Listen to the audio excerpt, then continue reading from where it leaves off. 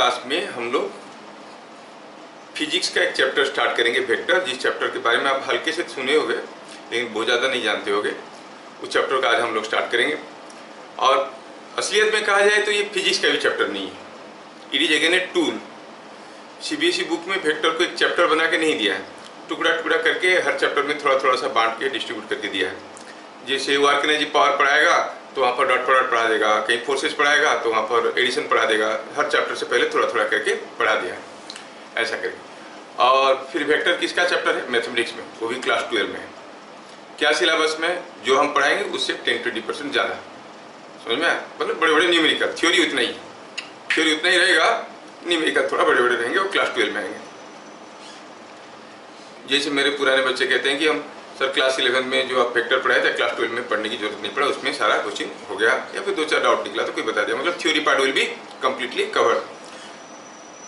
लेकिन वेक्टर को जब मैथमेटिक्स में पढ़ते हैं हम लोग तो ठीक है, कैसे उसका कैलकुलेशन किया जाता है सीखते हैं, लेकिन इसको फिजिकली अभी फील करने की कोशिश करेंगे चैप्टर को, ठीक है? तो चैप्टर का नाम पड़ा vector and scalar, vector and scalar. बड़ा इंटरेस्टिंग है और बड़ा इजी भी है, लेकिन full of concepts.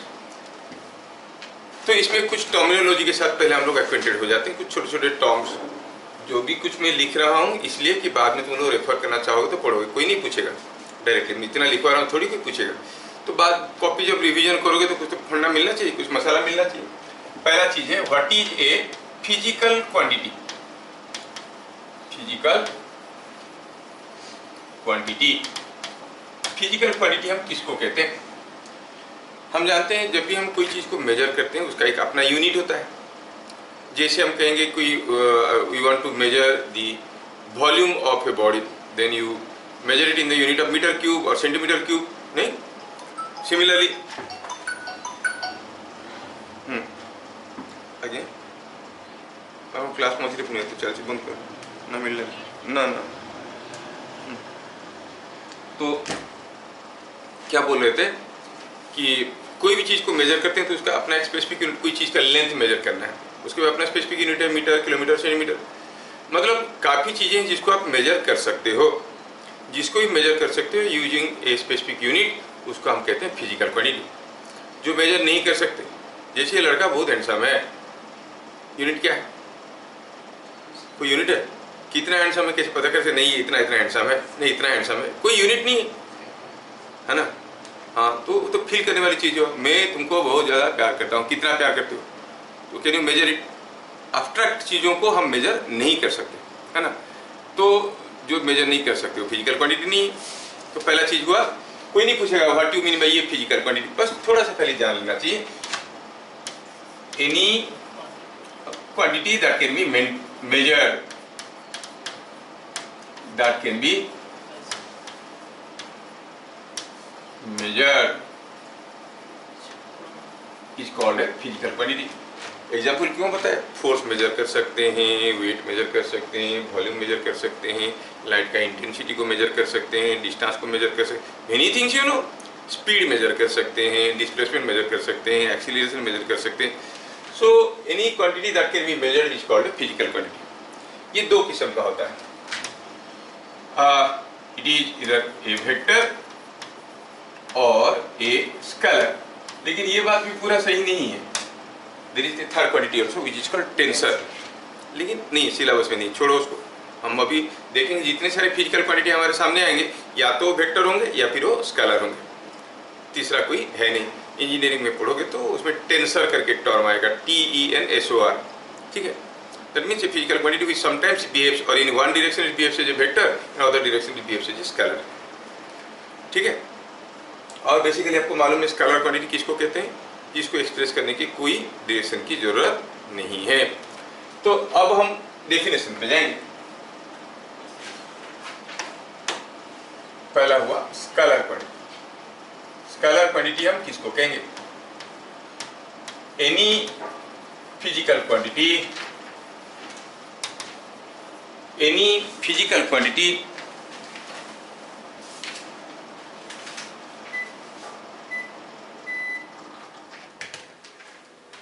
any physical quantity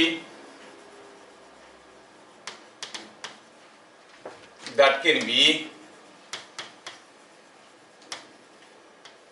completely expressed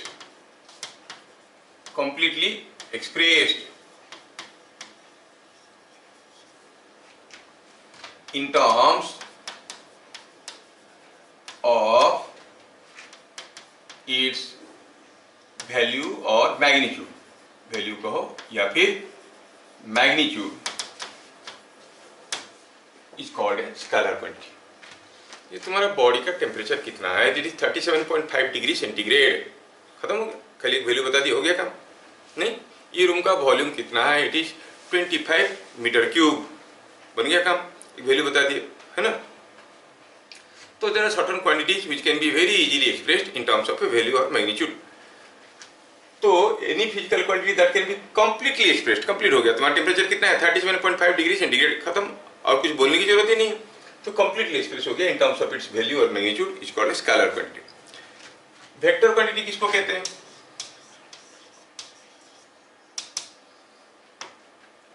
any physical quantity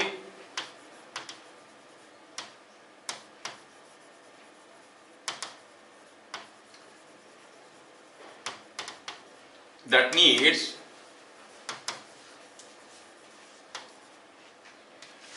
a magnitude and a fixed direction to be completely expressed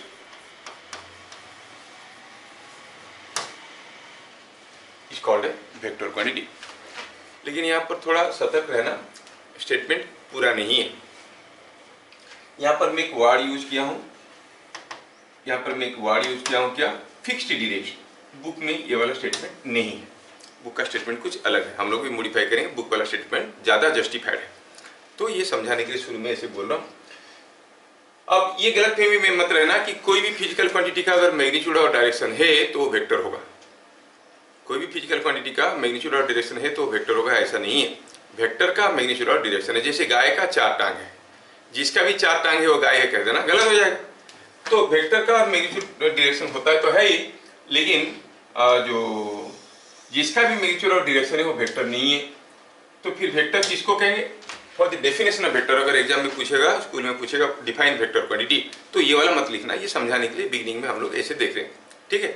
लेकिन वेक्टर क्या है? जिनको समझाने के लिए और एक्सप्रेस करने के लिए एक मैग्नीट्यूड के साथ साथ एक फिक्स्ड डायरेक्शन की जरूरत होता है, उसको हम वेक्टर क्वांटिटी कहते हैं। फिलहाल इसको लेके आगे चलते हैं। तो if you understand then I can write some examples for vector and scalar. Suppose मैं कुछ चीजें आपको बताता हूँ, आप बताना ये वेक्टर है कि स्केलर है। जैसे आप थोड़ी देर पहले बताया टेम्परेचर, आपका बॉडी का टेम्परेचर है 37.5 डिग्री सेंटीग्रेड, कौन सा डायरेक्शन में, कोई डायरेक्शन चाहिए क्या? नहीं, तो आपको हो गया temperature is a scalar quantity, temperature is a scalar quantity. नहीं,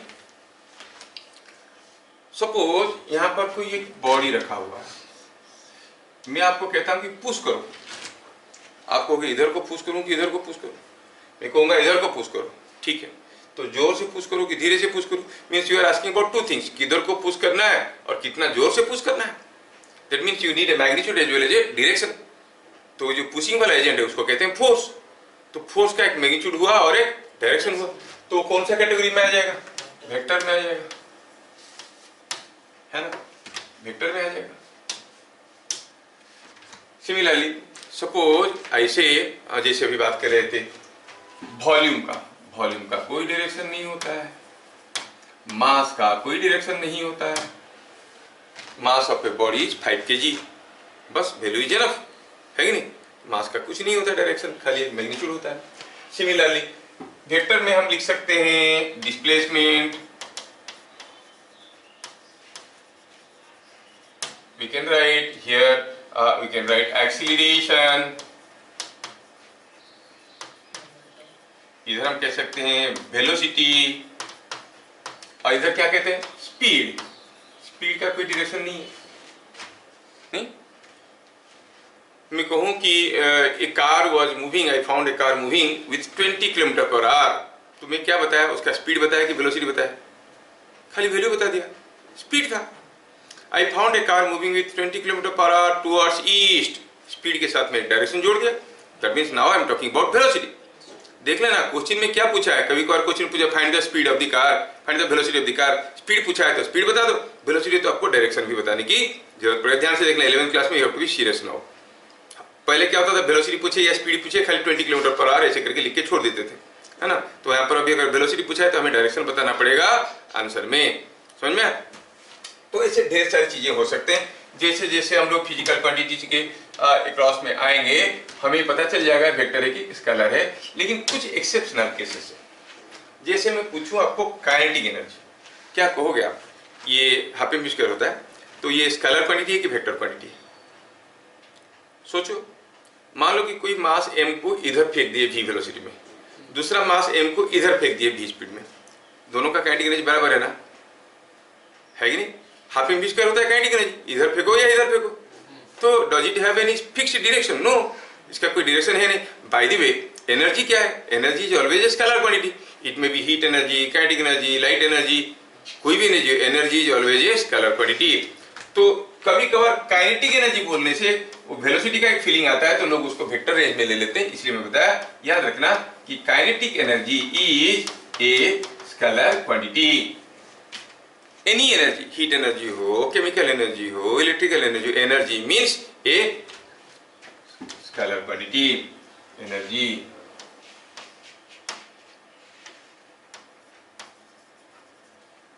ठीक है, सबको समझ में आ रहा है?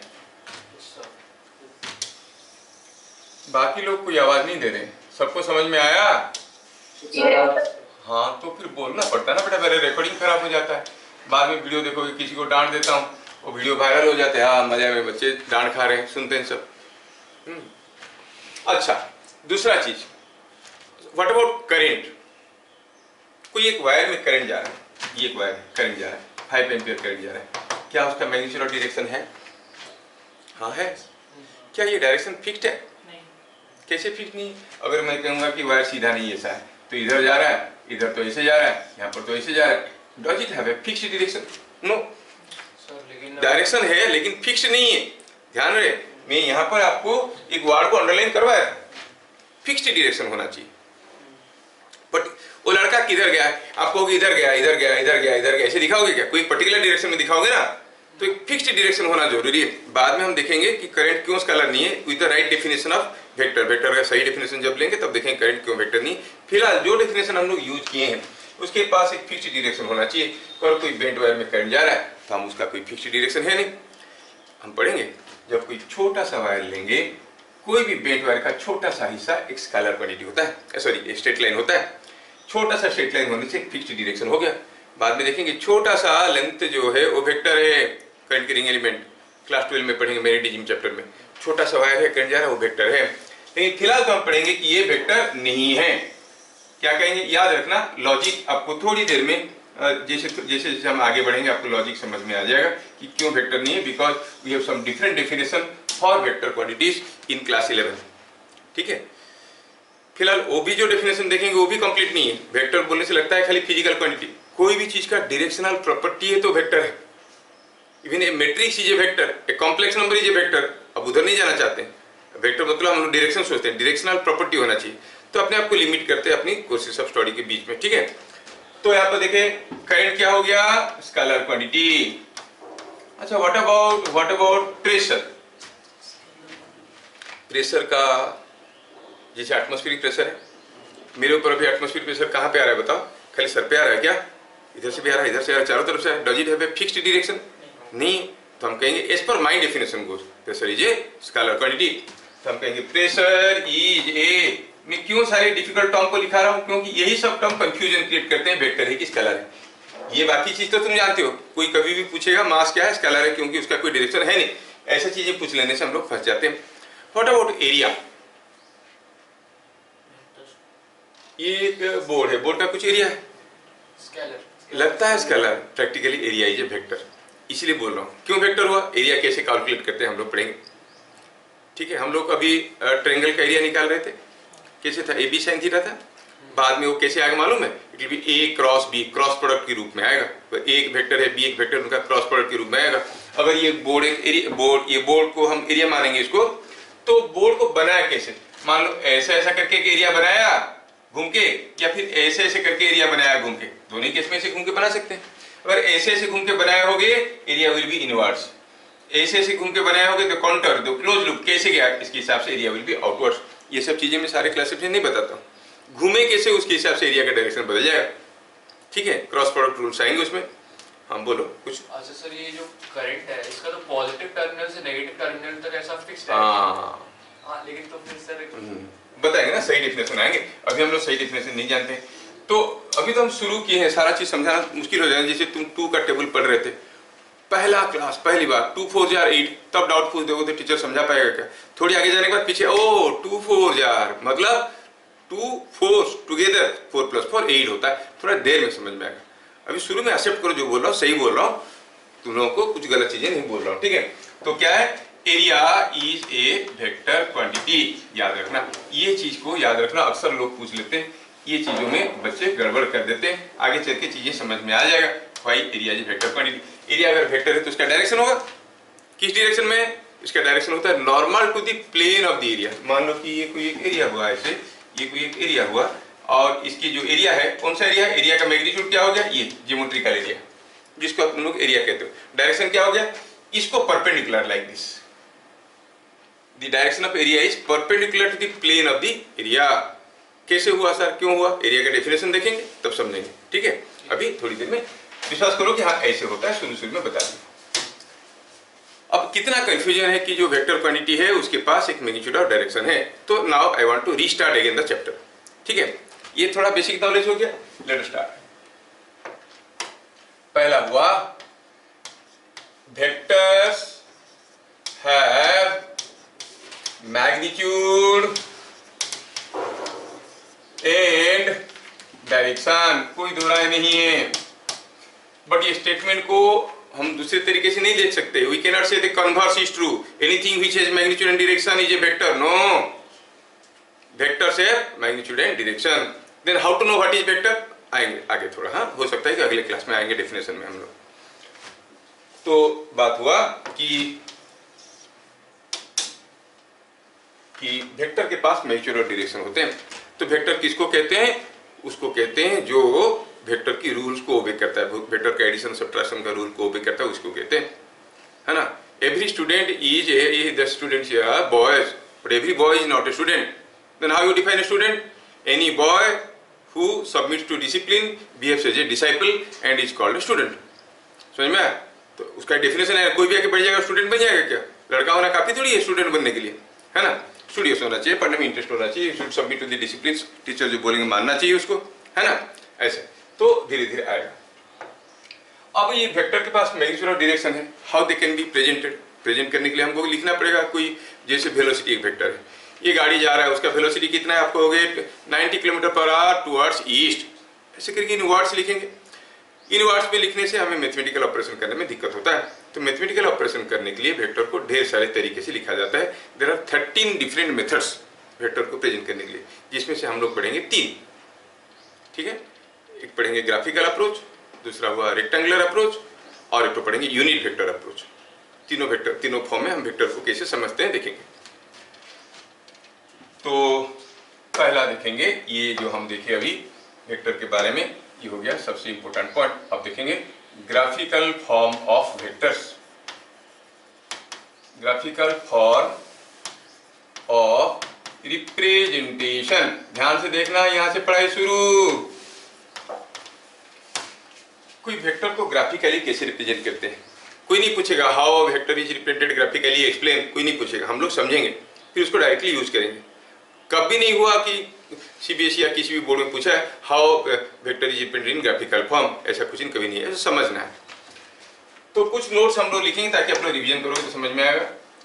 तो यहाँ पे हमें कुछ सिंबल्स यूज करना है। पहला हुआ, अगर हमें लिखना है कि वेक्टर एफ फोर्स है, वेक्टर एफ लिखना है तो हम ऐसे नहीं लिखेंगे, कैसे लिखेंगे, ऐसे लिखेंगे। ऐसे लिखेंगे तो इसका मतलब हुआ वेक्टर एफ। ऊपर एक एरो मार्क दे दिए। किसी वेक्टर को सिंबलिकली हम लोग ऐसे लिखते हैं। अगर हमें लिखना है मैग्नीट्यूड ऑफ वेक्टर एफ, तो इतना लंबा नहीं लिखना है। सिंबल में हम लोग ऐसे लिखेंगे, मॉडुलस साइन दे देंगे। समझ में आया? ये सब हम लोग यूज करने वाले हैं। मैग्नीट्यूड ऑफ वेक्टर एफ, तो ऐसे लिखो। और वेक्टर एफ क्या है? अरे कोई भी वेक्टर, मान लो कोई एक एफ, मान लो फोर्स है, हम कहेंगे एफ एक फिजिकल क्वांटिटी है, फोर्स को एफ लिख देते हैं, एरिया को ए लिख देते हैं, है ना, करंट को आई लिख देते हैं। मान लो एफ एक वेक्टर है, वेक्टर एफ लिखने की जगह हम लिखेंगे ऐसे, और वेक्टर ए लिखने की जगह लिखेंगे ए के ऊपर एरो मार्क। कोई भी चीज को अगर वेक्टर फॉर्म में लिखेंगे तो उसके ऊपर हम एरो मार्क दे देंगे, पता चलेगा। इसको पढ़ेंगे कैसे वेक्टर एफ, सपोज ऐसे लिखा है, क्या पढ़ोगे? वेक्टर बी, है कि नहीं?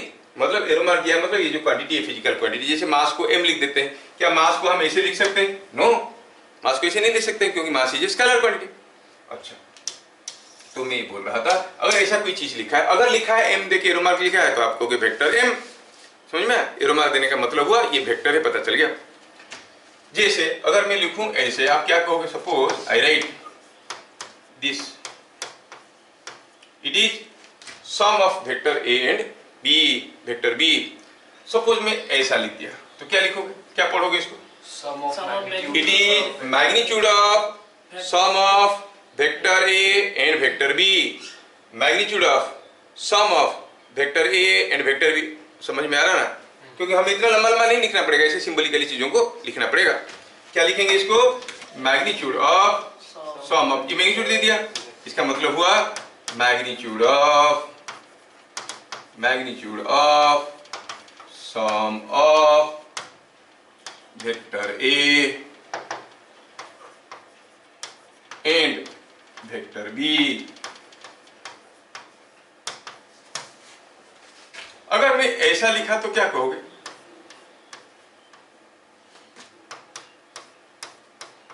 क्या कहोगे इसको? कैसे पढ़ोगे? Sum of magnitude of vector A and vector B. समझ में आ रहा है? स्टेटमेंट में अंतर है कि नहीं? दोनों में पूरा अंतर है। ये दो वेक्टर का सम का मैग्नीट्यूड, ये मैग्नीट्यूड का sum, they are two different things. Are you getting? तो हम क्या कहेंगे? It is sum of magnitude of A and vector B, क्योंकि आप लोग जानते हो तो मैं ऐसे लिख दिया। तो कोई चीज अगर मैं ऐसे लिखता हूं तो आप बता सकते हो कि चीज क्या है। I hope able to clear. क्या अरमान को थोड़ा सा समझ में आ गया? हाँ, थोड़ा। Don't make any compromise. पहला क्लास है, आराम से जाएंगे, और भी बहुत बच्चे ज्वाइन करने वाले हैं। हम लोग बहुत जल्दी क्लासेस स्टार्ट कर दिए, आराम से चलेगा, करेंगे इसको। तो ऐसा मैं कोई चीज लिखता हूं तो आपको इसका मतलब समझ में आता है, बी श्योर। ठीक है, अब मैं और ज्यादा नहीं लिखवाऊंगा, खाली पूछूंगा, तुम लोग लिख सकते हो क्या? बताओ तो इसको अगर पढ़ना है, क्या पढ़ोगे? ए माइनस बी, ये क्या लिखा है? Magnitude of difference of between vector A and vector B. समझ में आ रहा है ना? और अगर मैं ऐसा दो डंडा दे दिया तो it is difference in magnitude of vector A and magnitude of vector B. Are you getting? हाँ, ठीक। तो आप इस लैंग्वेज को पढ़ना भी जानते हो। कर क्या रहे थे हम लोग? कर रहे थे, हाँ, पूछना था सर, ये दोनों स्टेटमेंट मतलब कैसे अलग है, समझ में नहीं आ रहा। मतलब एक में हुआ दोनों वेक्टर को जोड़ो, उनका मैग्नीट्यूड निकालो। दूसरे में हुआ दोनों का मैग्नीट्यूड निकालो और जोड़ो। तो सेम बात हो गया। सेम बात नहीं हुआ, बात बदलेगा। क्यों? देखोगे दोनों वेक्टर सेम डायरेक्शन में थोड़ी होंगे, कोई इधर को होगा, कोई इधर को होगा। फिर वो तो नेगेटिव हो जाता है। हाँ, तो देखेंगे क्या होगा, कैसे होगा। ये सेम बात नहीं है। वेक्टर का जोड़ने के लिए 2-3 क्लास लगेगा, 3 क्लास लगेगा वेक्टर को कैसे जोड़ते हैं सीखने के लिए। इतना आसान थोड़ी है कि चक्कू गिरा खरबूजे पे या खरबूजा गिरा चक्कू पे, दोनों खरबूजा ही कटेगा, वो तो बच्चों वाली है ना। ऐसा जोड़ो ऐसे जोड़ो में अंतर है, काफी अंतर है। ठीक है, समझ में नहीं आया। स्टेटमेंट तो बस क्या होता है, चेंज हो गया है बस। अच्छा, जैसे तुम इंसिस्ट कर रहे हो समझाने के लिए, तो थोड़ा मैं भी कोशिश करता हूँ समझाने के लिए। ये जानना चाहता है भाई ये दोनों स्टेटमेंट में अंतर क्या है। ठीक है, अच्छा ऐसा सोचे, मान लो कोई एक पार्टिकल इधर जा रहा है, कोई नदी में कोई पार्टिकल ऐसे जा रहा है, मान लो कि रिवर है, समझा रहे हैं, कोशिश कर रहे हैं, और रिवर में मान लो कि वेलोसिटी ऑफ फ्लो कुछ ऐसा है, और कोई आदमी इसमें तैर रहा है, ये है आदमी, तू ही है, तंग कर रहा है, ये इधर जा रहा है, स्विम कर रहा है। कोई पूछेगा, अब मान लो कि ये आदमी को थोड़ा घुमा देते हैं, यार ये आदमी इधर नहीं जा रहा है, ये जो आदमी है ये ऐसे जा रहा है, ये आदमी इधर जा रहा है, स्विम कर रहा है, तो इसका वेलोसिटी vs है, उसका वेलोसिटी vf है। वैल्यू भी ले लेते हैं, ये हो गया 10 और ये हो गया सपोज 12। अच्छा, what is the velocity of the man? आपको के दोनों वेलोसिटी को जोड़ देंगे, what is that? It is vs plus vf, magnitude of velocity of man हो गया, इन दोनों को जोड़ो। जब दोनों वेक्टर को जोड़ेंगे, क्या है आदमी का एक्चुअली वेलोसिटी क्या है? जब ये वेक्टर को जोड़ेंगे देखोगे माइनस हो गया, एक इधर को था एक इधर को हो गया, ये हो गया 12 माइनस 10, कितना हो जाएगा? लिखा है प्लस साइन, लेकिन होगा कितना? 2। ये कितना माइनस क्यों, चलो जो भी है, ये हो जाएगा 2 मीटर पर सेकेंड, होगा ना? लेकिन सोचो, अगर मैं निकालना चाहूंगा what is vs plus vf, तो इसका मैग्नीट्यूड कितना है? 10, इसका कितना है? 12, दोनों को जोड़ो, ये हो गया 22, जो कि मीनिंगलेस है। समझ में आ रहा है? तो हाँ, तो जल्दी जल्दी आगे की चीज समझने की कोशिश करोगे, क्लास खराब हो जाएगा। हम सारे में आएंगे, ये सारे में आएंगे, हैव पेशेंस, ठीक है? सारे में धीरे धीरे आएंगे तो सब कुछ समझ में आएगा, क्या है डिफरेंस दोनों स्टेटमेंट में, क्योंकि अभी तक एडिशन ही मालूम नहीं है ना। अच्छा, तो अभी हम लोग देख रहे थे, बात कर रहे थे ग्राफिकल फॉर्म ऑफ रिप्रेजेंटेशन में। इन दिस फॉर्म हमारा ऑब्जेक्टिव क्या है, हम करने क्या जा रहे हैं? क्योंकि ये वेक्टर क्वांटिटी, उसके पास कुछ मैग्नीट्यूड है और डायरेक्शन है, इसको कैसे प्रेजेंट करें कि जिसको बोल रहे हैं उसको समझ में आए। नहीं तो मुझे इन वर्ड्स में लिखना पड़ता है। When you write your date of birth से 25/11/2002, कितना आसान है, इन वर्ड्स में लिखो। तो 25 नवंबर लिखने से लंबा हो जाता है कि नहीं हो जाता? वर्ड्स में लिखना हम लोग पसंद नहीं करते। इजी टू एक्सप्रेशन में हम लिखेंगे in this form a vector is represented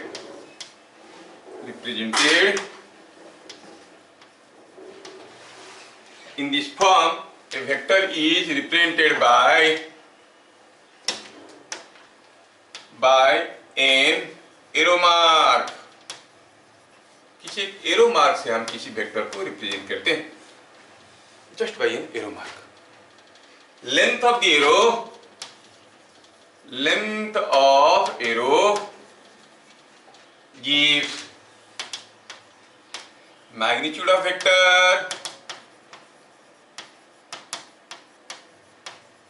and arrowhead gives direction.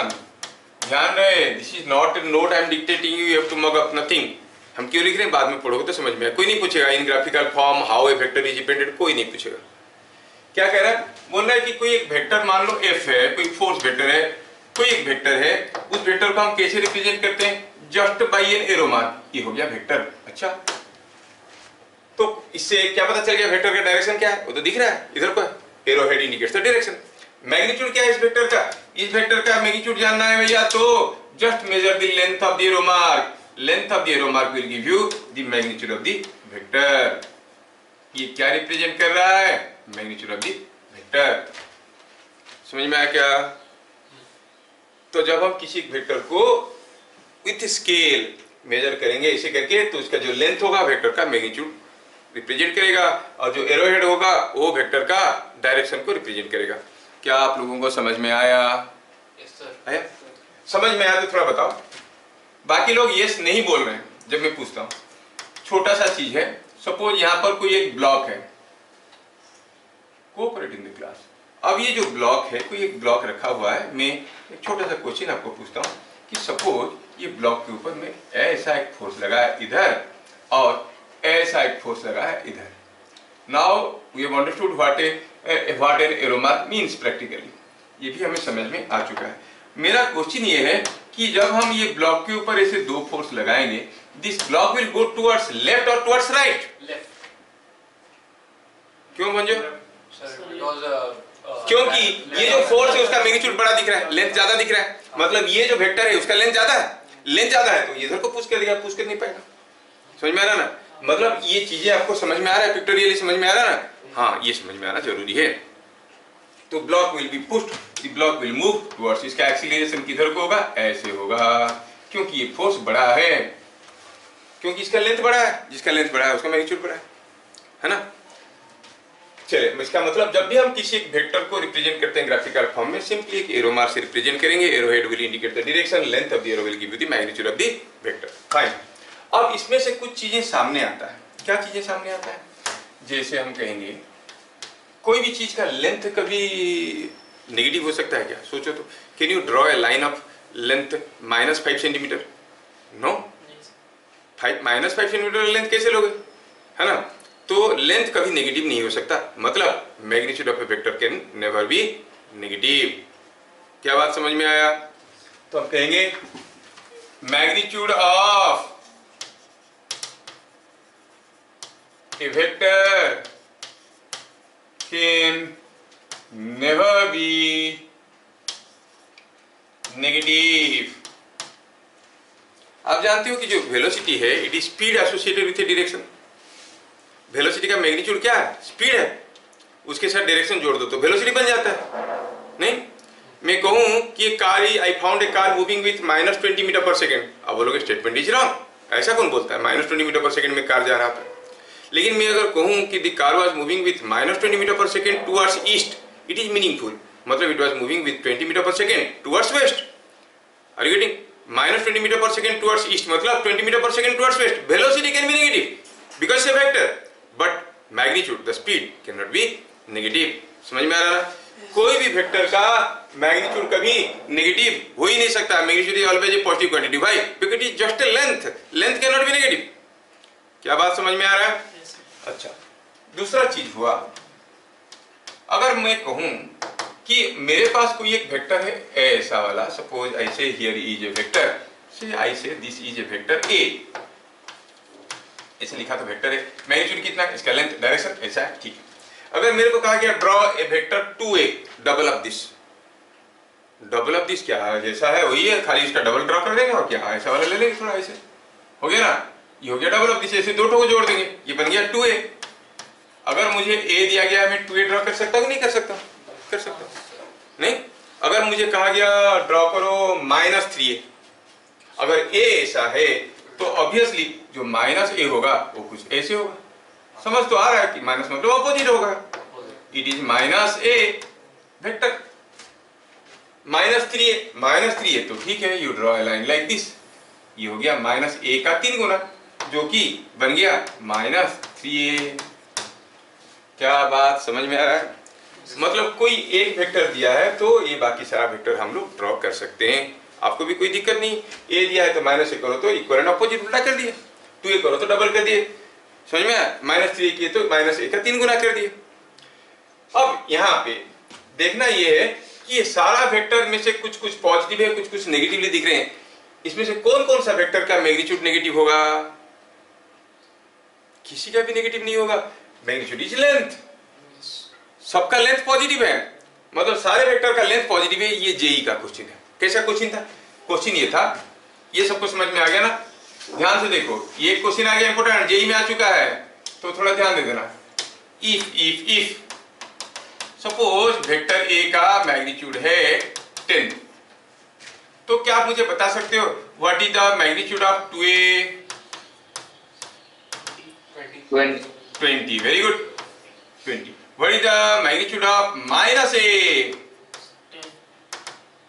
-a का मैग्नीट्यूड वही 10। अरे ये a हुआ तो माइनस हुआ, इसका लेंथ तो बराबर है कि नहीं?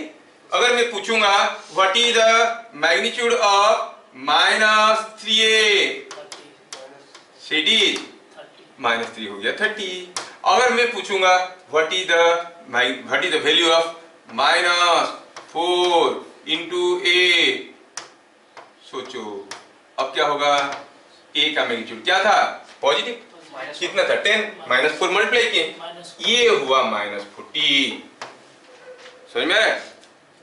रीडिंग ये सारे का अब ध्यान से देखोगे तो चीजें आपको समझ में आने लगा है कि वैल्यूज क्या होंगे। जेई में एक क्वेश्चन आ गया था, ए का मैग्नीट्यूड दिया था, -3 का मैग्नीट्यूड क्या होगा दे दिया, पूछ लिया था। तो क्या आपको ये एग्जाम्पल बढ़िया से समझ में आया? तीसरा हुआ, ये वेक्टर को पढ़ के समझ सकते हैं क्या? चलो देखते हैं।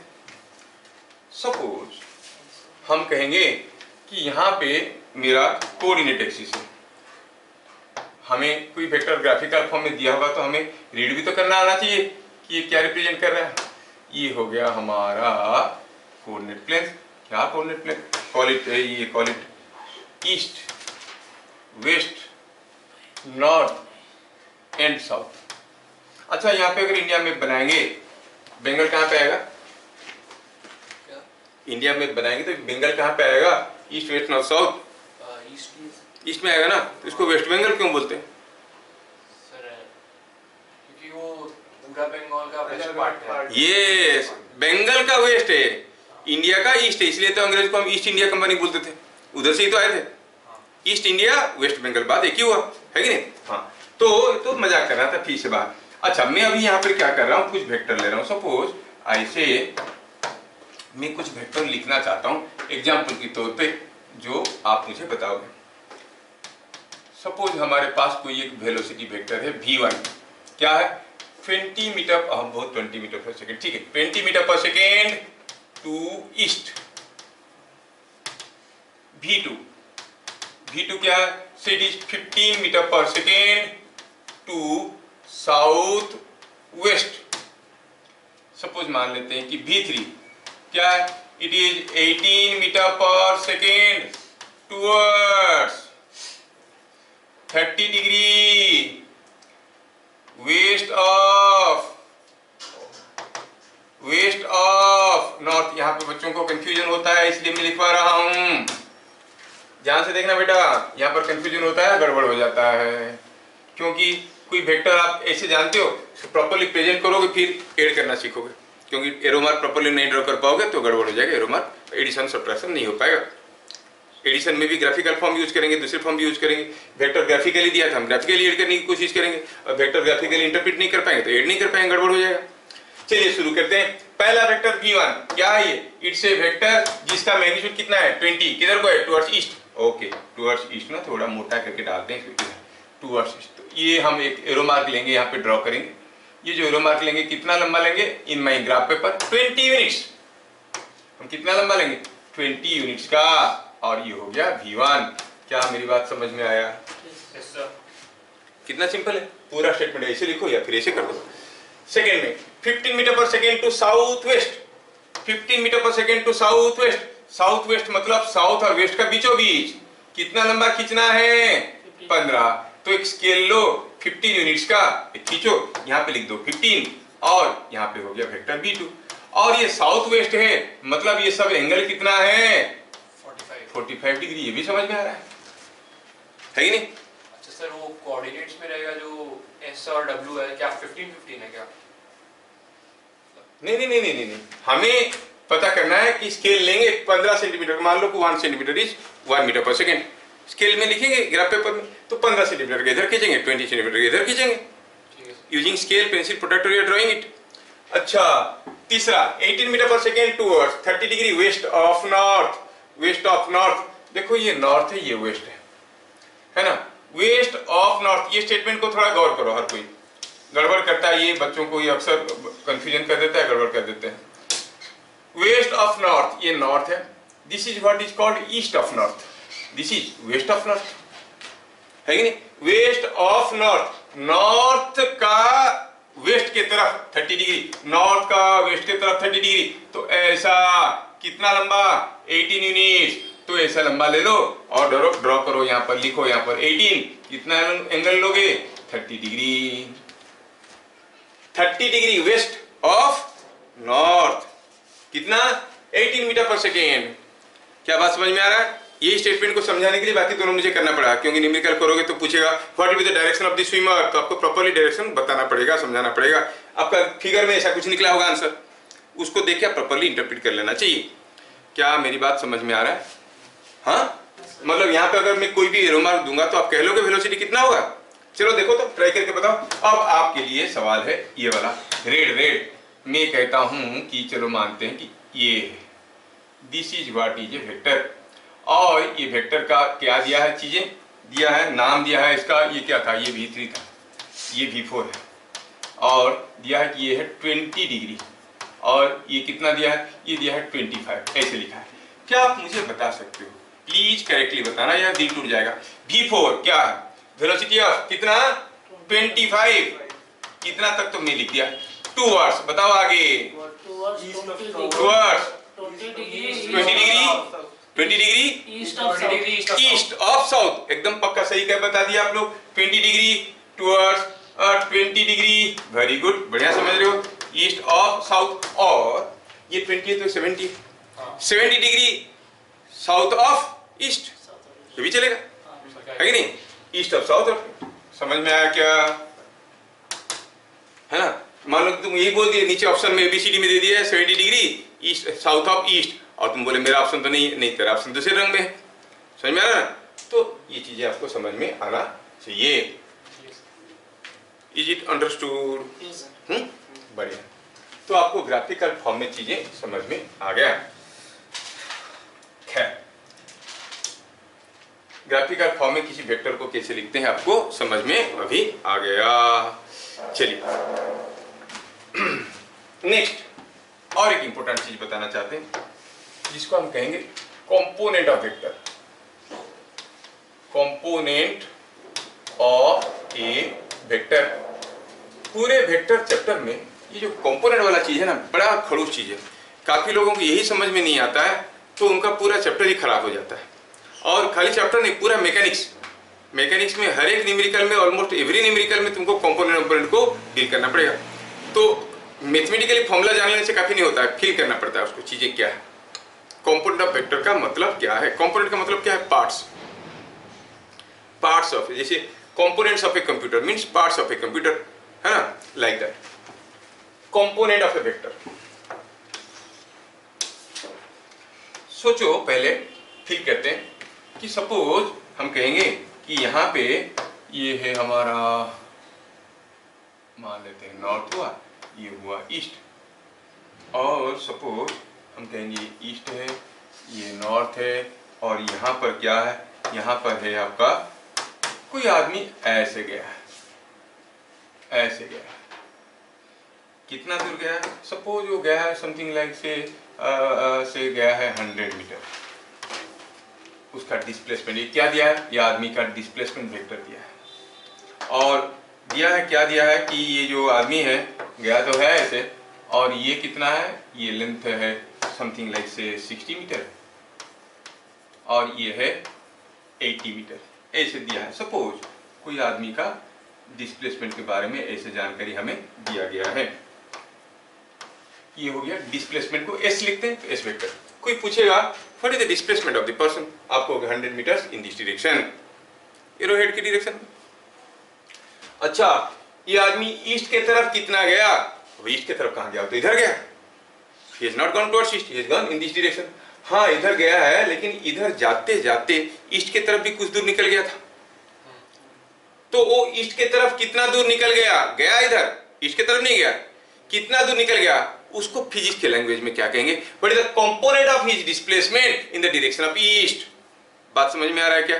सब कंपोनेंट तो था sir, parts of the system तो एक पार्ट होना चाहिए, ये कंपोनेंट कैसे हुआ, क्योंकि ये जो आदमी गया है यहाँ से यहाँ तक, आप या तो उस आदमी के पास पहुंचने के लिए या तो आप सीधे ऐसे चले जाओगे, और आप इधर को जाओगे 80 मीटर, इधर को जाओगे 60 मीटर, तो उसके पास पहुंच जाओगे।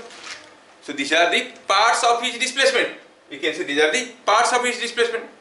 तो मेरी बात समझ में आ रहा है, वो आदमी का डिस्प्लेसमेंट कितना है 100 मीटर इधर को। अच्छा, वो आदमी ईस्ट की तरफ कितना गया, ईस्ट की तरफ तो नहीं गया, लेकिन इधर जाते जाते ईस्ट की तरफ कितना दूर निकल गया, इधर जाते जाते इधर को ईस्ट की तरफ 80 मीटर निकल गया। उसको हम फिजिक्स के लैंग्वेज में क्या कहेंगे, हियर मैं इसको आपको कंपोनेंट को फील करवाने की कोशिश कर रहा हूं, फिर क्या है कंपोनेंट देखेंगे हम लोग।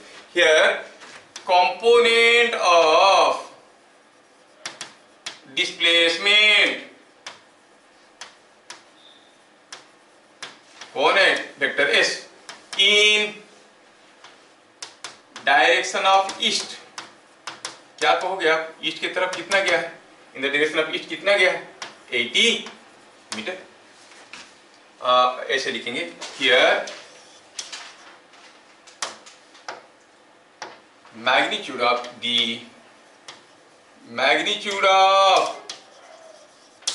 कंपोनेंट, और पहले इसको ऐसे लिखते हैं फिर बाद में देखेंगे इसको, अभी कंफ्यूज नहीं करेंगे। Here the component of displacement S in the direction of east हो गया 80 मीटर। बात समझ में आया? अच्छा, अब ये कंपोनेंट क्या हुआ, वेक्टर क्वांटिटी हुआ कि स्केलर क्वांटिटी हुआ?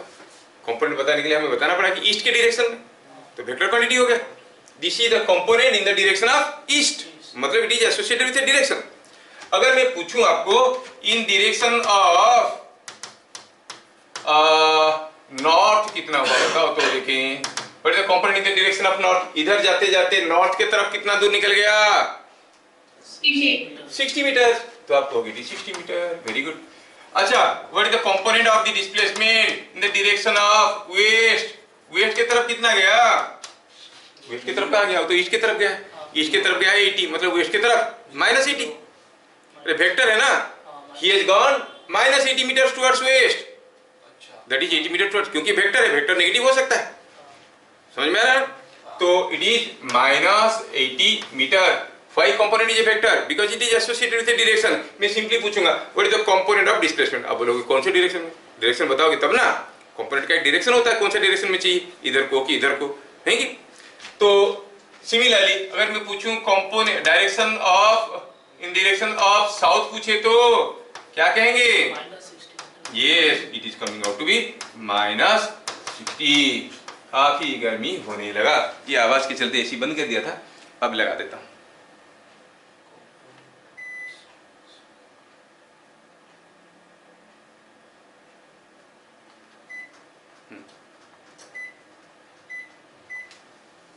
क्या बात समझ में आया? तो यहां पर कोई एक वेक्टर का ये सब चीजों को उसका कंपोनेंट कहते हैं, स्पेसिफिक डायरेक्शन में हमें समझ में आ गया कि what it mean by component, ये था अंडरस्टैंडिंग, पहला पॉइंट। दूसरा, अब मैं कुछ कंपोनेंट नहीं दूंगा, देख के आपको बताना है। सपोज मैं आपको क्या किया, दे दिया ग्राफ पेपर में ऐसे दो, एक डायग्राम ड्रॉ कर दिया, I draw a diagram like this. जब मैं इसे डायग्राम ड्रॉ कर दिया, मैं क्या किया, यहाँ पर ले लिया एक वेक्टर जो कि दिखने में कुछ ऐसा है, तो vector is looking something like this, ये हो गया वेक्टर। ये क्या है, ये एक डिस्प्लेसमेंट वेक्टर है, ऐसे दिया है। ये क्या दिया है, नॉर्थ, ये क्या दिया है, ईस्ट। और मैं आपको पूछता हूँ, मैं बताओ ये जो डिस्प्लेसमेंट वेक्टर दिया गया है उसका मैग्नीट्यूड कितना है। This so simple on your part, take a scale, measure the length. नहीं, मैं अगर पूछूंगा what is the component of displacement in the direction of east, दिया क्या गया है, ग्राफ पेपर में ऐसे ड्रॉ करके आपको दे दिया गया है, स्केल, पेंसिल, प्रोट्रैक्टर सब कुछ दिया गया है। पूछा गया बताओ what is the component of displacement in the direction of east, तो आप करोगे क्या, कंपोनेंट चाहिए इन द डायरेक्शन ऑफ ईस्ट, मतलब आपको समझ में आ चुका है कि आपको ये वाला चीज चाहिए। ओहो, ये कहां भाग रहा है, ये आपको चाहिए ये वाला चीज, है कि नहीं, इतना चाहिए कि नहीं, यही तो component in the direction of east, है कि नहीं। तो इसके लिए हम लोग करेंगे क्या, हम करेंगे ऐसे, हमें इन द डायरेक्शन ऑफ ईस्ट चाहिए ना, तो पहले यहां से ईस्ट वाले डायरेक्शन के ऊपर we shall draw perpendicular, east वाले डायरेक्शन ऊपर ऐसे, अरे यस, ईस्ट वाले डायरेक्शन के ऊपर हम लोग यहां से परपेंडिकुलर ड्रॉ कर देंगे, यहां से और यहां से, from the head and tail. तो ये जो चीज निकला ये क्या है, component of vector in the direction of east. वही तो हो रहा था प्रीवियस केस में, ये क्या था, it was component of the vector in the direction of east, है कि नहीं। तो यहाँ पर भी ये हेड से हम ड्रॉ किए, तो हेड का शेडो कुछ यहाँ पर आ रहा है, ये जो कंपोनेंट हमको दिख रहा है, ये जो कंपोनेंट हमको दिख रहा है उसका डायरेक्शन क्या है, टुवर्ड्स ईस्ट तो है, क्योंकि हेड का शेडो यहाँ पे आ रहा है। नहीं, component vector in the direction of north निकालना चाहेंगे तो हम क्या करेंगे, will draw perpendicular onto the north direction ऐसे, और हेड का शेडो यहाँ पे आएगा, टेल का शेडो यहाँ पे आएगा, तो आपको ये जो कंपोनेंट है वो किधर को है, towards north. So this is giving you component of the vector in the direction of east. This is giving you the component of the vector in the direction of north. नहीं, अब graph paper में सारा दिया गया है, पूछा गया बताओ what is the component of the vector in the direction of east. आपको करना क्या है, पहले उसका हेड और टेल से ईस्ट के ऊपर परपेंडिकुलर ड्रॉ करना है। फिर एक स्केल लेके मेजर करना है कि ये लेंथ है कितना। This length will represent the magnitude of the component of the vector in the direction of east. समझ में आया कि नहीं आया? Is it understood? तो कोई भी वेक्टर अगर ग्राफ पेपर में दिया होगा उसका कंपोनेंट हम लोग ग्राफिकली निकाल सकते हैं। अरे हाँ या ना? यस। कोई वेक्टर अगर हमें ग्राफिकल फॉर्म में दिया है तो हम उसका कंपोनेंट, क्या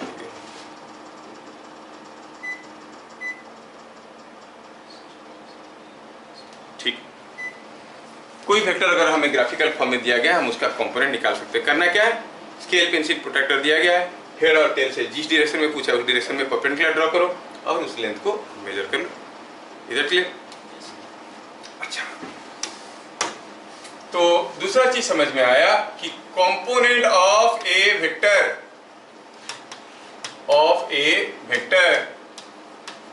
in any direction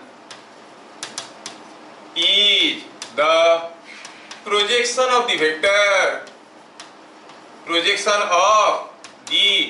vector on that direction। निकालने का तरीका क्या है कि आप हेड और टेल से प्रोजेक्ट करो, देखो जो हिस्सा मिला है कि नहीं। तो अगर आपको कोई एक वेक्टर दे दिया गया, कंपोनेंट पूछा किसी डायरेक्शन में, तो क्या करना है, उसके हेड और टेल से परपेंडिकुलर ड्रॉ करना है। जैसे थोड़ा और आगे चलते हैं, सपोज आपके पास कोई एक वेक्टर पड़ा है ऐसे, पूछा है बताओ इसका कंपोनेंट क्या है। आप बोलो अरे कंपोनेंट क्या, कौन सा डायरेक्शन में, तो बोलो। सपोज हम कहेंगे ये एक वेक्टर एफ है और इसका कंपोनेंट पता करना है, कौन सा डायरेक्शन में स्पेसिफाई करना है, जरूरी है कि नहीं। सपोज मैं कहता हूं कि you find the component of this vector, कौन से डायरेक्शन में, in some direction like this. कौन सा डायरेक्शन में, in the direction of A B. Find the component of the vector in the direction of A B. In the direction of A B मतलब अगर मैं ये vector का direction मुझे दिख रहा है तो उसके साथ थोड़ा स्पेसिफिक कर दूंगा, ये वेक्टर के साथ ये, मान लो कि थीटा एंगल कर रहा है, सपोज दिस एंगल थीटा। तो we have to find out the component of vector F in the direction of A B. कोई भी वेक्टर का किसी भी डायरेक्शन में कंपोनेंट निकालने के लिए क्या करना पड़ता है, अभी थोड़ी देर पहले देखे, उसका हेड और टेल से उस डायरेक्शन पे परपेंडिकुलर ड्रॉ करिए। बात समझ में आ रहा ना? मैं स्लोली बिल्डअप करने की कोशिश कर रहा हूं ताकि आपको कोई दिक्कत ना हो जाए, मिस मत करना।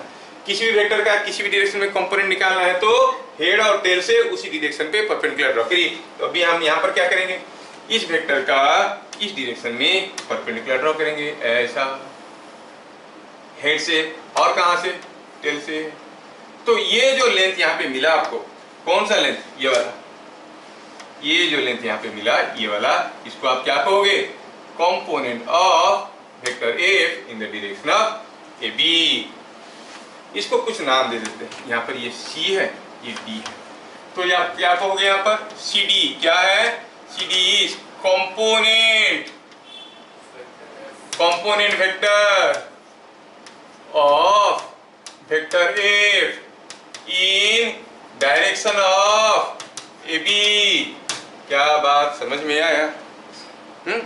अच्छा ठीक है, ये तो हम पहले से भी जानते थे। नया क्या है? नया ये है कि हम ये कंपोनेंट वेक्टर का डायरेक्शन क्या है, इन द डायरेक्शन ऑफ AB, इस डायरेक्शन में। तो डायरेक्शन हमें पता चल गया है। मैग्नीट्यूड क्या है कंपोनेंट का, मैग्नीट्यूड जानने की कोशिश करते हैं। Let me draw a line like this, parallel line like this, ऐसा एक पैरेलल लाइन दे दिया। ऑब्वियसली ये जो लेंथ है, ये लेंथ भी तो वही है ना। और अगर ये एंगल थीटा है तो ये एंगल भी तो थीटा है, और ये लेंथ कितना है, it is magnitude of F, है कि नहीं। एरो मार्क का लेंथ क्या है, magnitude of F. Now look at this triangle, this is base, this is hypotenuse, है कि नहीं। तो आप जो CD है, CD वेक्टर का मैग्नीट्यूड है वो क्या है, that is equal to the base, है कि नहीं। This is base of the triangle.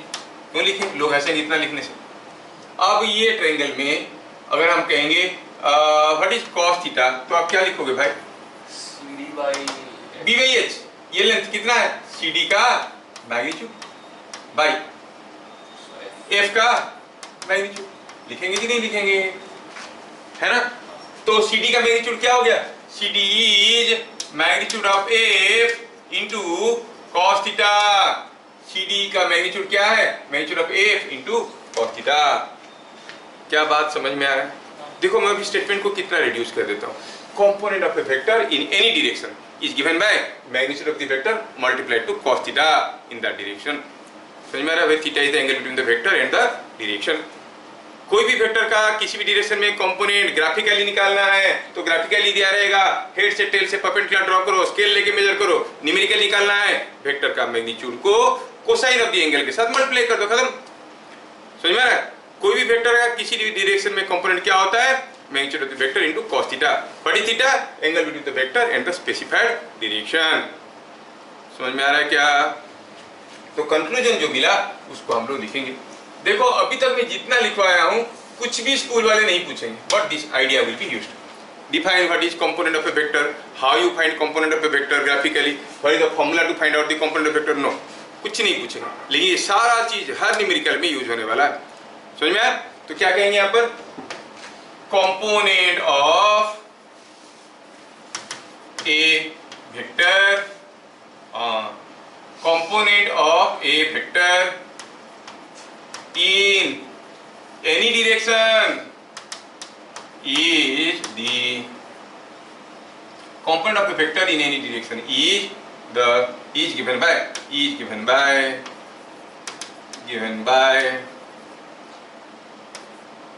component of a vector f लिख देता हूँ तो थोड़ा लिखने में मुझे आसान होगा.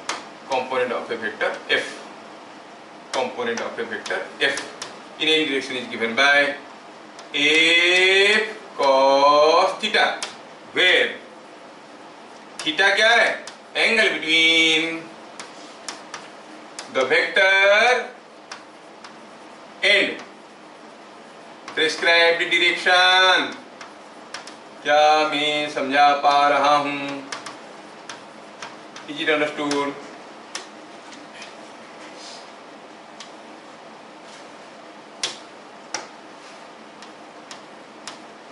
क्या चीजें समझ में आ रहा है? बोलो यार. आ रहा है, समझ में आ रहा है. ठीक है, ठीक है. ये आवाज करके ना घुस जाता है मेरा इसमें, तो इसलिए मैं थोड़ा इसको स्लो करना चाहता हूँ.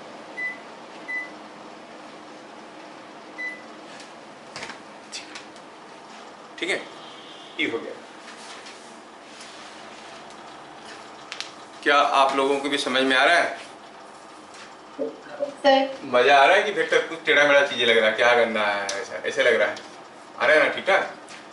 तो अभी किसी वेक्टर का कंपोनेंट का मतलब क्या है समझ में आया?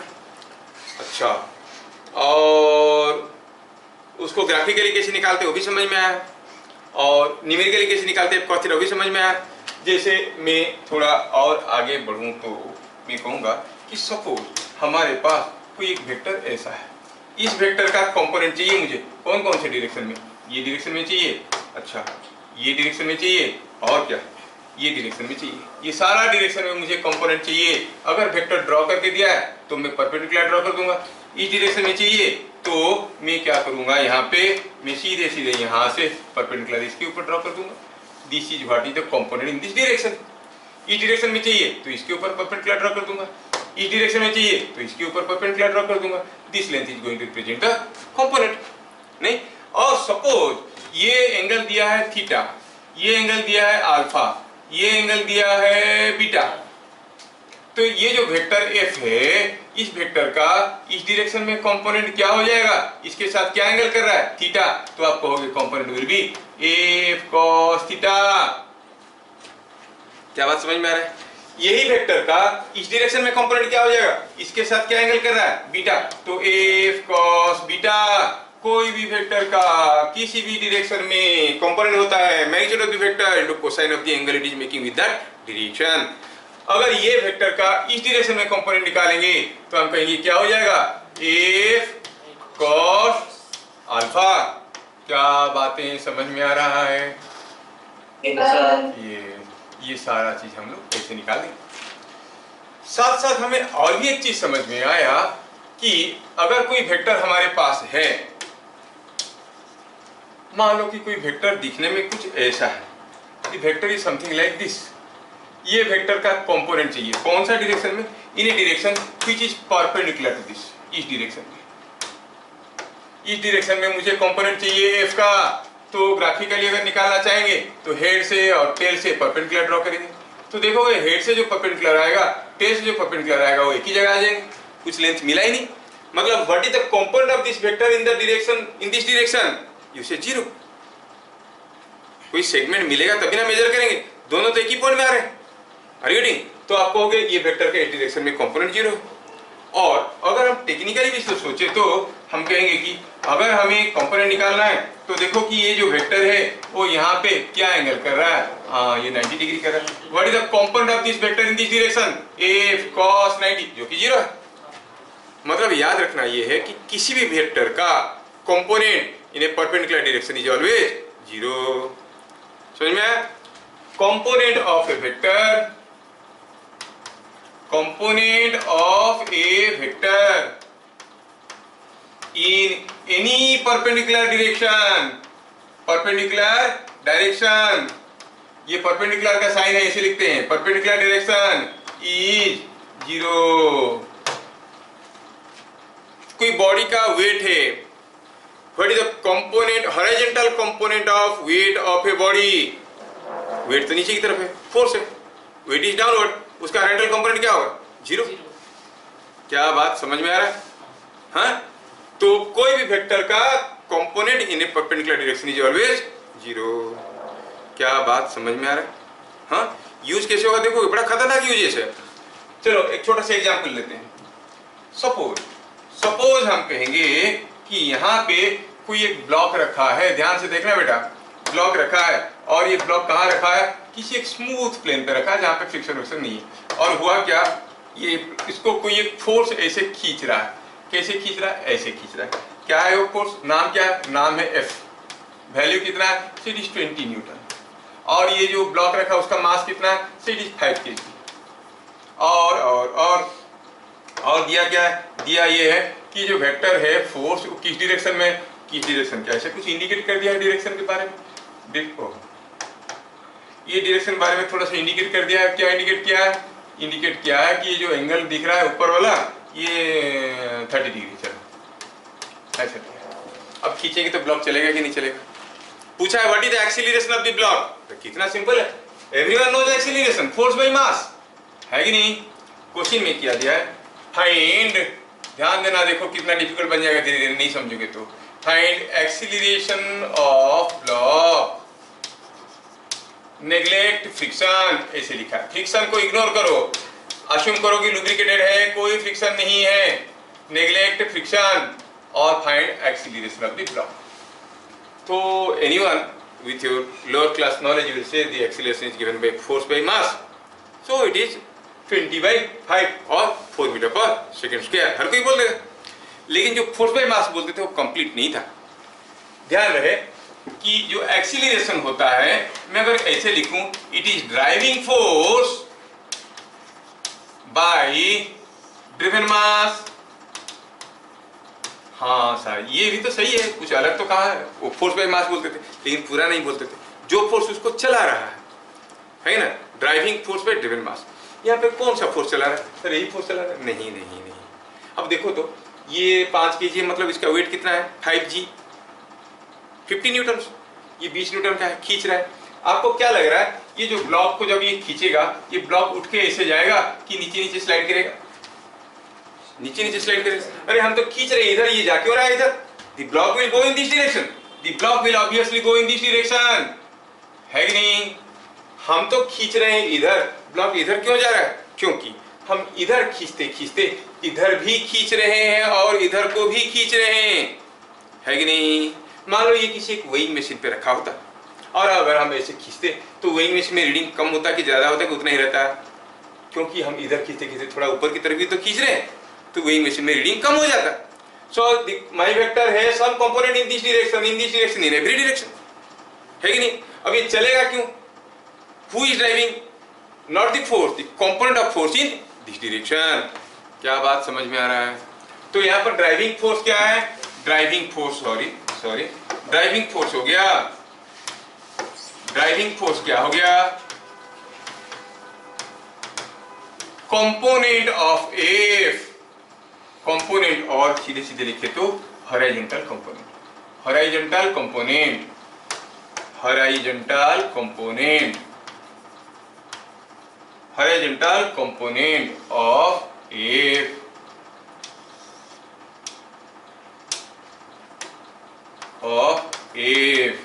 कितना है? F का horizontal component।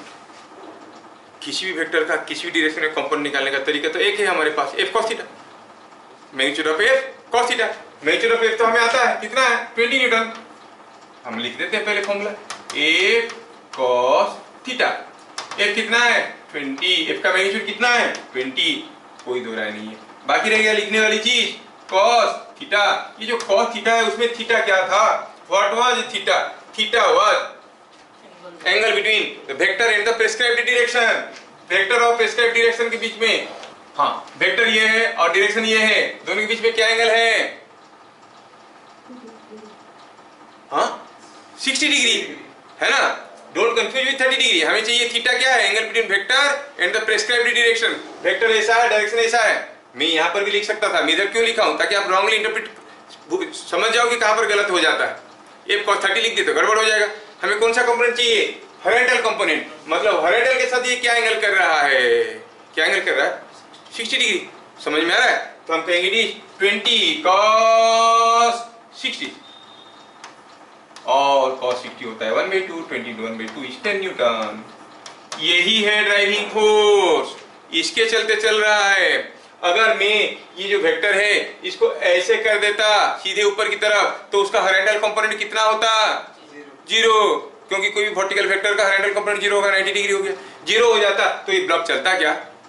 तो चल क्यों रहा है? Not because of F, the component of F in this direction. क्या मेरी बात पकड़ में आ रहा है? तो क्या होगा एक्सीलरेशन? तो इधर को कितने जोर से खींच रहा है उसके ऊपर डिपेंड करेगा। इधर को कितने जोर से खींच रहा है? 10 न्यूटन। तो एक्सीलरेशन क्या हो जाएगा भाई? It is 10। क्या मास था? ये 5 kg का, and it is coming out to be 2 metre per second square. क्या बातें समझ में आ रहा है? हाँ, धुआं निकल जाएगा अगर सीरियस नहीं रहोगे तो।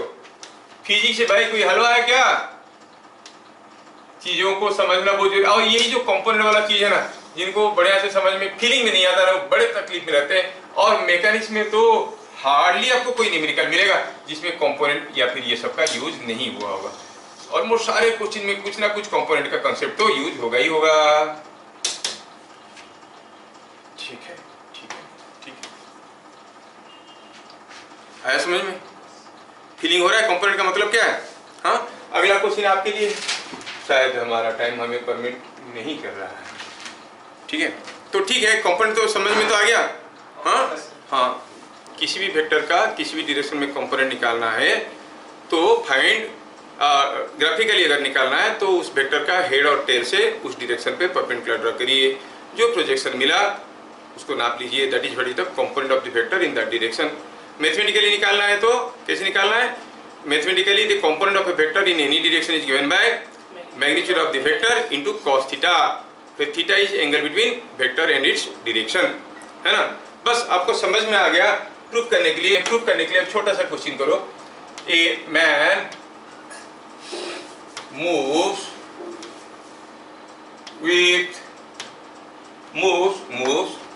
say 100 meter in a direction 30 degree north of west, 30 degree north of west.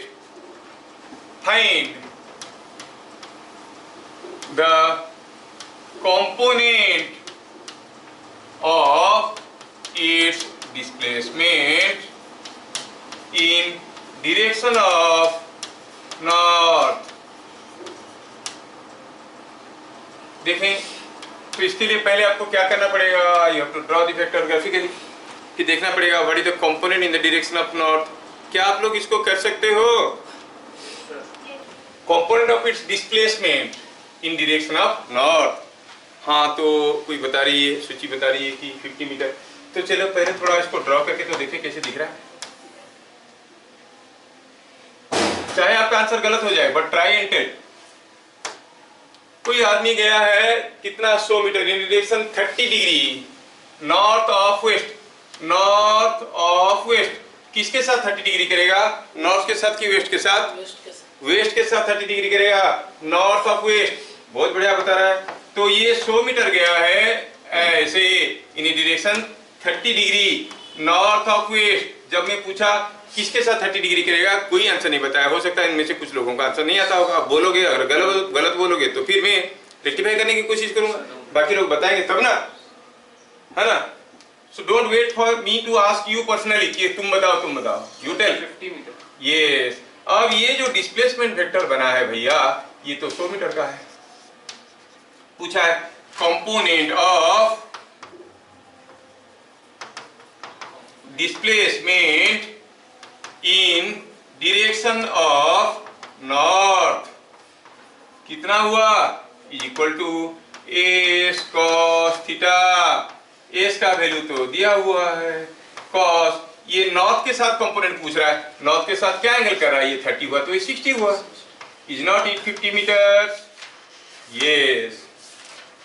क्या चीजें सबको बढ़िया से समझ में आया? इसमें एकदम खुश होने की कोई जरूरत नहीं है, क्योंकि कभी नहीं पूछेगा, कोई नहीं पूछेगा। This will be a very small part of a big question. ठीक है, एक बड़ा सा क्वेश्चन का एक छोटा सा टुकड़ा होगा ये। ठीक है, अगला क्वेश्चन। ये क्वेश्चन तो हर कोई पूछेगा अभी जो मैं देने जा रहा हूं। यहां से हम एक इंपॉर्टेंट कंक्लूजन भी लेके आएंगे। सपोज हम कहेंगे हमारे पास कोई एक इंक्लाइंड प्लेन है। ये जो इंक्लाइंड प्लेन है, ये इंक्लाइंड प्लेन में कोई एक ब्लॉक रखा गया है जिसका मास है m और इसका एंगल कितना है, थीटा। अब छोड़ देंगे तो ये फिसलेगा। पूछा है बताओ क्या एक्सीलरेशन में फिसलेगा। Find acceleration of block down the smooth plane. ये स्मूथ प्लेन में स्मूथ इंक्लाइन, ये स्मूथ इंक्लाइन में क्या एक्सीलरेशन में नीचे आएगा। ये ब्लॉक नीचे आएगा क्यों, पहले कौन उसको ला रहा है, पहले सोचेंगे। अब ये जो ब्लॉक यहाँ पे है, इसका कोई वेट आ रहा होगा, और वेट किस डायरेक्शन में होता है, डाउनवर्ड होता है। मास m का वेट कितना होता है, m into g. G is acceleration due to gravity, small g, जानते हो ना।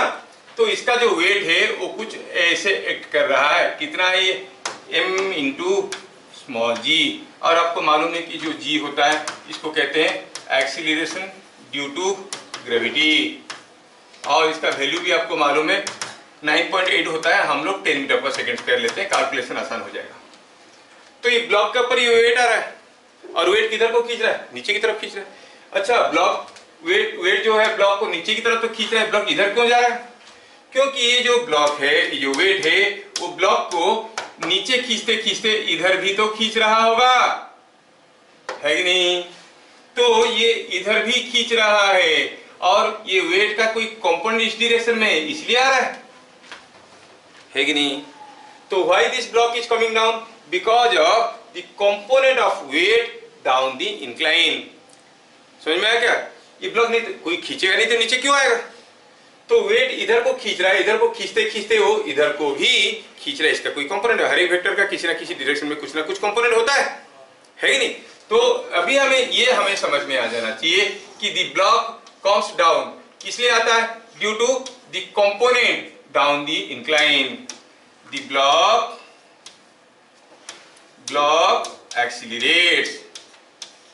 accelerates due to component of weight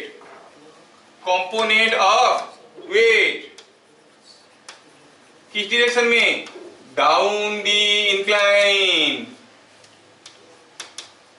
क्या ये यहां तक की बातें सबको समझ में आया। कोई पूछेगा ब्लॉक नीचे क्यों आया, बताओ सर वेट के चलते। अरे वेट तो नीचे खींच रहा था, फिर इधर क्यों गया, नहीं वेट इधर खींचते खींचते इधर भी खींच रहा था। क्या बता सकते हो what is the component of weight down the incline.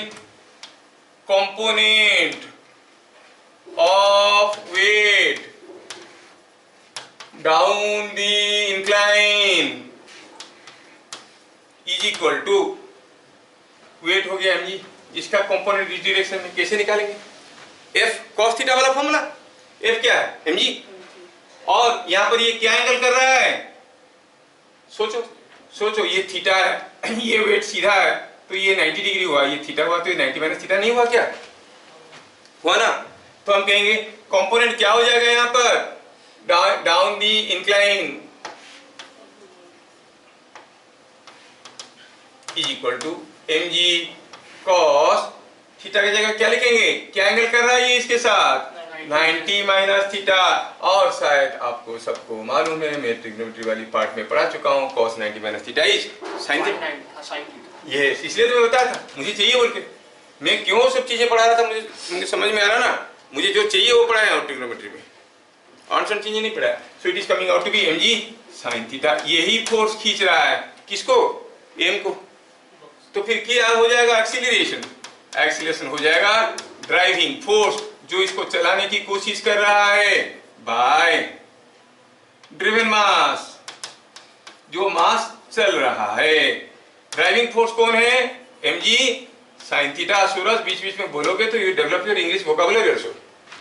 हाँ, ड्राइविंग फोर्स क्या हो गया, जो फोर्स चला रहा है, ड्रिवन मास क्या है, जो मास चल रहा है।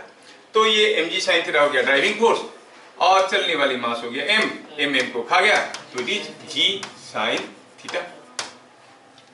समझ में आया क्या। तो ये कैसे बना तो आप समझ गए, लेकिन याद रखो हरदम ये बार बार 25 बार 100 बार जरूरत पड़ेगा। कब तक, जब तक आप पढ़ाई कर रहे हो, जिंदगी के साथ, हो सकता है जिंदगी के बाद भी, ठीक है, LIC की तरह। अब इसमें याद रखो कि कोई एक ब्लॉक को किसी अगर एक इंक्लाइन प्लेन पे छोड़ देंगे, अगर वो स्मूथ इंक्लाइन प्लेन है, याद रख लेना कि ये ब्लॉक किस एक्सीलरेशन में नीचे जाता है, ये चीज आपको 1000 बार जरूरत पड़ेगा, g sin थीटा। क्या ये बातें सबको समझ में आया? अच्छा बताओ, अगर समझ में आया तो बताओ, ये हो गया क्लू, आपको याद रखना है। बताओ अगर आपको समझ में आया कि, बस आपको चेक करने के लिए पूछ रहा हूं, suppose here is an incline plane, यहां पर कोई एक ब्लॉक रखा है और इसको छोड़ दिए, वो नीचे फिसल के आने लगा। जब ये ब्लॉक का मास 2 kg होगा तब उसका एक्सीलरेशन ज्यादा होगा, कि जब इसका मास 12 kg होगा तब उसका एक्सीलरेशन ज्यादा होगा। सर बराबर, कहां फंस गए? अगर ये 2 kg का होगा तो एक्सीलरेशन ज्यादा होगा, कि 12 kg का होगा तो एक्सीलरेशन ज्यादा होगा? अरे भाई कुछ भी हो, एक्सीलरेशन तो g sin थीटा होता है। मास के ऊपर डिपेंड करता है क्या? नहीं। कोई 2 kg के मास को गिरा देंगे और कोई 12 kg के मास को गिरा देंगे, कौन ज्यादा एक्सीलरेशन में गिरेगा? अरे दोनों फ्री में गिरेंगे, g एक्सीलरेशन में गिरेंगे। फोर्स ज्यादा हुआ तो क्या हुआ, मास भी तो ज्यादा है ही नहीं। 12 kg को गिरा दोगे जितना एक्सीलरेशन में गिरेगा, 2 kg को गिरा दोगे उतने एक्सीलरेशन गिरेगा। इतना बड़ा पत्थर हो इतना बड़ा पत्थर, दोनों पत्थर को छोड़ दोगे, किसका एक्सीलरेशन ज्यादा होगा? बराबर होगा। That is what is called acceleration due to gravity. क्या मेरी बात समझ में आ रहा है? तो यहाँ पर हम देख रहे हैं कि जो एक्सीलरेशन है, देखो आप लोग बोल नहीं पाए, दिमाग नहीं लगा पाए, मतलब ये 2 kg हो या 12 kg हो, एक्सीलरेशन क्या होगा? g sin theta. क्या आप सबको समझ में आ गया? श्योर। चलिए दूसरा क्वेश्चन पूछता हूं। कोई एक इंक्लाइन प्लेन है, उसके ऊपर 2 ठो ब्लॉक रखे गए हैं, एक ब्लॉक रखा है 3 kg का और दूसरे ब्लॉक रखा है 5 kg का, और इन दोनों के बीच में दिया है जो डिस्टेंस है वो डिस्टेंस है d। अब दोनों ब्लॉक को छोड़ दिया गया तो दोनों फिसलने लगे। 3 kg और 5 kg स्टार्टेड फिसलिंग साइमल्टेनियसली, है ना, दोनों एक साथ फिसलने लगे। बताओ ये जो d है उसका वैल्यू बढ़ेगा कि घटेगा? Distance between the blocks will increase और डिक्रीज? सेम होगा, मतलब पकड़ में आ गया। मतलब अभी ये जितने जोर से भागेगा ये उतने ही जोर से भागेगा, तो d कांस्टेंट रहेगा। तो जो जानते हैं उसको अप्लाई करने की कोशिश करोगे, इंटरेक्ट करोगे तो समझ में आएगा। मतलब आपको ये कंपाउंड वाली चीज समझ में आ गया। अब इसके ऊपर क्योंकि ये जो स्टेटमेंट दिया ये बहुत इंपॉर्टेंट है, मैं एक दो छोटे छोटे क्वेश्चन देना चाहता हूं। ए block was released, a block was released on a smooth incline plane making 30 degree to horizontal, not 30 degree, say 60 degree, 60 degree to horizontal. कोई एक स्मूथ इंक्लाइन प्लेन है जो हॉरिजॉन्टल के साथ 60 डिग्री कर रहा है, उसके ऊपर एक ब्लॉक को छोड़ दिया गया। Find acceleration of block. दिया क्या है? दिया है ये कि आप g को 10 ले सकते हो, ऐसे दिया है। क्या कोई आंसर बताएगा? आंसर तो आप लोग कोशिश करके बता भी लोगे। पहले क्वेश्चन को समझ के क्या हम फिगर ड्रॉ कर पाएंगे? चलिए थोड़ा फिगर ड्रॉ करके दिखाते हैं। ये हो गया हमारा इंक्लाइन प्लेन जो कि हॉरिजॉन्टल के साथ 60 डिग्री कर रहा है। ब्लॉक को यहाँ पर छोड़ दिया गया। पूछा है बताओ इसका एक्सीलरेशन क्या होगा। आप डायरेक्टली वो फॉर्मूला लिख सकते हो, डायरेक्टली आप फॉर्मूला लगा सकते हो। यस, क्या कहोगे एक्सीलरेशन बेटा? जी साइन थीटा कितना हो गया? 5। हाँ, जी तो हो गया 10, जी तो हो गया 10, साइन थीटा का वैल्यू है 60, so it is √3/2, so it is 5√3 metre per second square. बढ़िया, सबको समझ में आ रहा है ना? अच्छा, अगला क्वेश्चन थोड़ा और ज्यादा दिमाग लगाना पड़ेगा, बट सिमिलर क्वेश्चन है। The acceleration of A block on a smooth incline. Smooth incline का मतलब हुआ कोई फ्रिक्शन विक्शन नहीं है। फ्रिक्शन होगा तो क्या होगा? उसके लिए पूरा एक चैप्टर पढ़ा है हमारे सामने, फ्रिक्शन पूरा चैप्टर पढ़ेंगे, 3-4 क्लास लगेगा, ठीक है ना?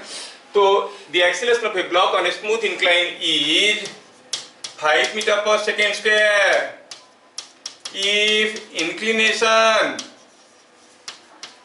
of plane is doubled. Inclination of the plane is doubled मतलब पहले जितना एंगल करता था वो डबल एंगल कर दिया। What will be the acceleration? G को 10 लेके चले। हाँ, जी को 10 लेना है। Take G equal to 10 metre per second square. मेरे हिसाब से आप लोग कर सकते हो, and I will be so happy if you can do it. किसी इंक्लाइन प्लेन पे ब्लॉक को छोड़ दिए, एक्सीलरेशन था 5 मीटर पर सेकेंड स्क्वायर। अगर उसका इंक्लिनेशन जो एंगल है उसको डबल कर दें, इंक्लिनेशन मतलब एंगल, उस एंगल को अगर डबल कर देंगे तो क्या होगा एक्सीलरेशन? 5√3 metre per second. हाँ देखो आंसर आ गया इधर से। बाकी लोग ट्राई कर रहे हैं, जल्दी जल्दी जल्दी जल्दी, you are all in a race. ये आपका टैगलाइन होना चाहिए कि हम किसी से कम नहीं हैं, हम किसी के पीछे नहीं रहेंगे। लेट इनिशियल मतलब पहले इंक्लिनेशन क्या था से इज थीटा। तो given acceleration is 5 metre per second square, मतलब g sine theta is equal to 5। क्या यहां से आप थीटा का वैल्यू बता सकते हो? आप क्लास 11th है, साइन थीटा निकालो फिर थीटा निकालो, इतना स्टेप में मत जाना, सीधे लिख सकते हो। जी इज 10, जी इधर गया तो क्या हो गया 5/10, that is 1/2, sign theta is 1/2। मुंडा वाले हो नहीं होगा, कीप टेलिंग, हालांकि सो 1/2 साइन थीटा इज 1/2 मतलब थीटा कितना है 30 डिग्री। Are you getting? अब क्या बोल रहा है कि इंक्लिनेशन को डबल कर दिए, इंक्लिनेशन को डबल कर दिए। when इंक्लिनेशन क्या हो गया? डबल हो गया, मतलब कितना हो गया सूरज? पहले 30 था, उसका डबल हो गया, मतलब कितना हो गया 60 डिग्री। तो बेटा एक्सीलरेशन क्या हो जाएगा? जी साइन 60, जी का वैल्यू 10 है तो 5√3 मीटर पर सेकेंड स्क्वायर। क्या बातें समझ में आया?